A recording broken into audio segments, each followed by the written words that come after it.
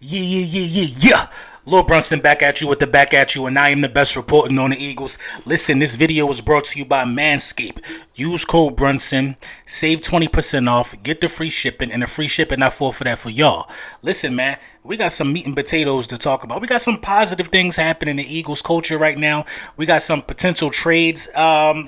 Just they throwing our name out there right now. Not for one specific player, but it has been said throughout the course of today that the Philadelphia Eagles are exploring trades for offensive linemen and linebacker depth.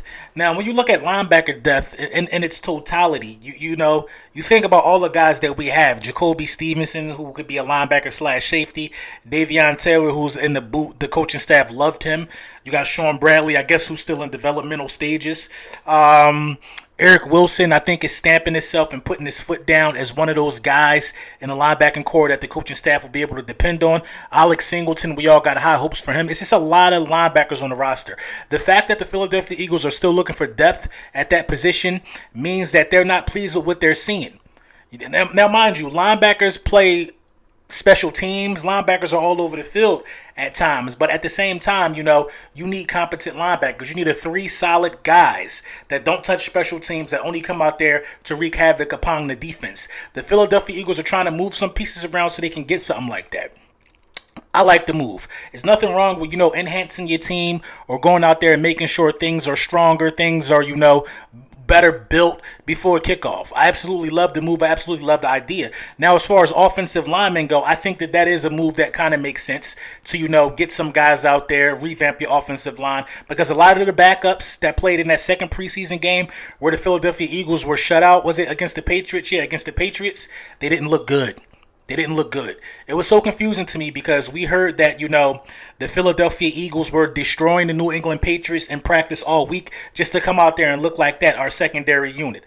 That's not good. We got to have a better showing. We got to have a better outing with the depth on the offensive side of the ball, on the offensive line. I like the skill position depth, but I'm not mad at that. Speaking of offensive linemen, Big Landon Dickerson, man, is out there doing individual drills. He's been cleared to practice, as was Rodney McLeod. You almost forgot about these two when you were talking about, practice and things like that all offseason. You almost forgot that we had some guys waiting in the wings to come in and put some work in. You almost forgot about it. Now, Rodney McLeod is a major piece for this team. Rodney McLeod even came out back just to double back down to the linebacking situation. Rodney McLeod came out and said the guy that he's most happy to see is Eric Wilson. They was calling him E-Dub. He already got a nickname. Rodney McLeod said he think he's going to be a bona fide stud in this in this defense.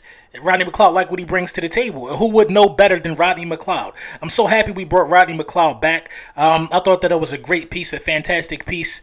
I don't quite think Kayvon Wallace is ready to take over the duties 100% right now. I think one more year behind Rodney McLeod, Anthony Harris, and guys like that, I think he'll be better acclimated to make some things happen. So, Rodney McLeod and Landon Dickerson coming back is huge news for the Philadelphia Eagles. You know what I mean? We got a veteran defense. We love it. We got an offensive line who could use a guy like Landon Dickerson, who's very ferocious, very nasty, and his point of contact and the running game just helps solidify things. And we need as much protection as possible for Jalen Hurts. We need as much protection and as much time so we can hit some of these skill players so we can get some of these big chunk plays that we didn't quite get last year. The season is rapidly approaching, and one thing we have to understand is that Howie Roseman is one of those GMs who's always going to be looking to enhance the team. We might not like some of the moves, you know what I'm saying, but I feel like besides offensive line and linebacker, you definitely still have to look at the wide receiver position or probably cornerback depth. If Steven Nelson go down, that moves, you know what? I actually kind of like our cornerback depth now that I think about it. Say hypothetically if Steven Nelson was to go down, that moves Avonte Maddox back out to the outside, and then you get a Zach McPherson back who's had a really strong camp. Throw the rookie in the fire, see what he got.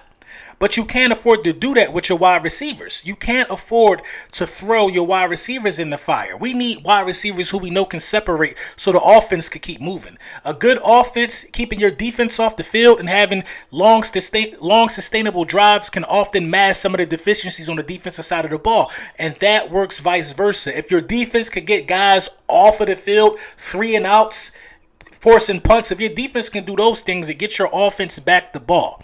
Even if your offense is struggling, if they keep getting the ball back because your defense is eating, something's going to click the more they get the ball.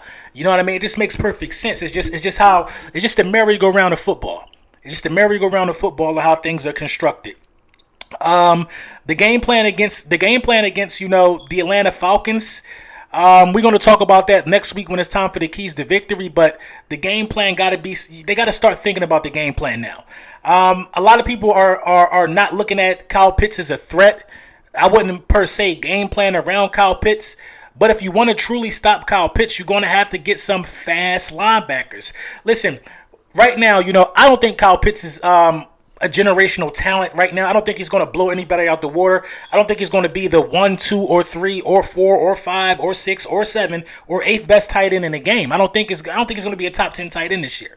He's a rookie. He's going to go through some growing pains as well. But I feel like the Philadelphia Eagles linebacking core, if Kyle Pitts is going to get off against somebody, it could be us.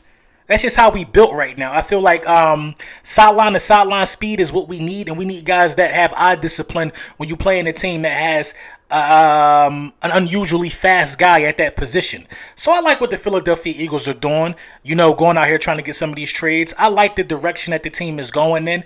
I like the assertiveness and the aggressiveness of the front office to look around and say, hey, I don't think we're complete.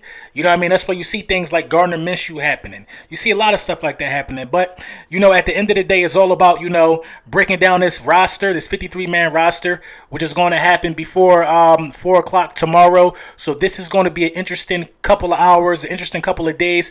We're going to see a lot of guys released. We're going to see so many free agents out there. So maybe we could just wait our time out, wait in the winds, and see what we could catch, man. Let me know what y'all think in the comments.